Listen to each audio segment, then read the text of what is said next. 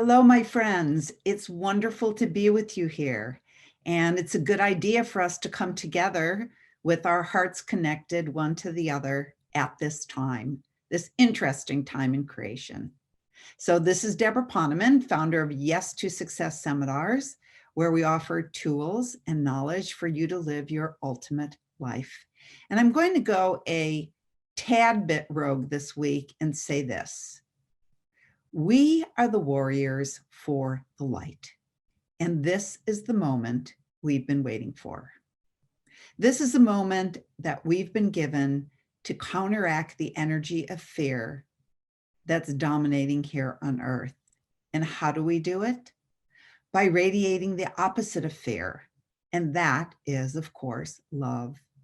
And if enough of us radiate love, we have the power and the chance to triumph over the energy of fear that's engulfed our world at this time. We are in the middle of a war, and the war is between light and dark. And it's a war that's been going on for millennium. But now you have the chance, actually, the sacred duty to, as I said, be a warrior for the light. That's why you were born at this time. And it's not the sacred duty of everyone who is born at this time. But if you're listening to this message, it's not by chance. It's because you've volunteered to be a foot soldier for the light. As Rainer Maria Rilke once famously said, let us not squander the hour of our pain. So what can you do to bring in the light, to raise the vibration on the earth? Well, I have a few suggestions, and I'm sure you do too. One is notice what you're putting your attention on. What we put our attention on grows in our lives. And because we're energetic beings, our vibration just cascades through creation. So does what you're putting your attention on uplift you? Does it empower you? Does it bring you joy? Does it imbibe you with a vibration of happiness and thus cause you to spread a vibration of happiness?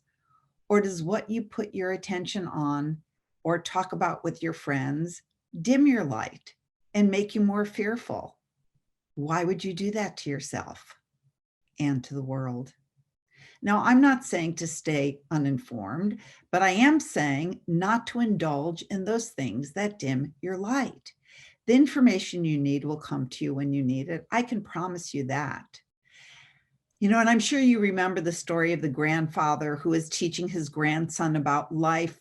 And he said, a fight is going on inside me. And he said, it's a terrible fight. And it's between two wolves. And one wolf is angry and envious and full of sorrow and regret and greed and arrogance and resentment and lies and false pride and superiority and doubt and self-doubt and ego.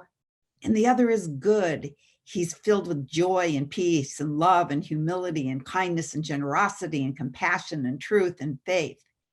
And the grandfather said, this same fight is going on inside of you too, my son, and inside every other person. And the boy thought about that for a minute. And then he said to his grandfather, well, which wolf will win? And the elder simply replied, the one you feed. So now at the time of COVID and fires and hurricanes, both literal and figurative, if you want to watch the news, watch the pieces about all of the heroes, the people on our front lines, our first responders, the organizations feeding people and doing random acts of kindness and uplifting one another. Spread your light. If you're feeling depressed, do what doctors and psychologists and metaphysicians of antiquity have always said to do, and that is wake up in the morning and think, how can I give? How can I serve? How can I uplift somebody today? You know, it's been scientifically proven that when people perform charitable acts, when they volunteer or donate to a cause, or just do any kind of random act of kindness, like baking a cake or handing it over the fence, like my friend Anila did for her neighbor's birthday, or giving out groceries or calling your aunt in the nursing home just to brighten her day. When you do an act of kindness, it triggers the release of oxytocin, which is the feel-good hormone. And that release results in reduced anxiety levels in you, and what you radiate changes. Oh, and also your cortisol levels go down, which is, of course, the stress hormone. So these acts result in better sleep, even reduced heart disease and less depression. There's even a study done by a gentleman named Jorge Moll at the National Institutes of Health. This is way back in like 2004, 2006. And he found that when people donated to a charity, it activated a region of the brain associated with pleasure, creating what they called a warm glow effect. And furthermore, the research found that even just thinking about doing a random act of kindness released endorphins in the brain, producing that positive feeling known as the helper's high. So if you're not feeling good or happy and you want to feel good and radiate good, ask, what can I do to uplift someone today?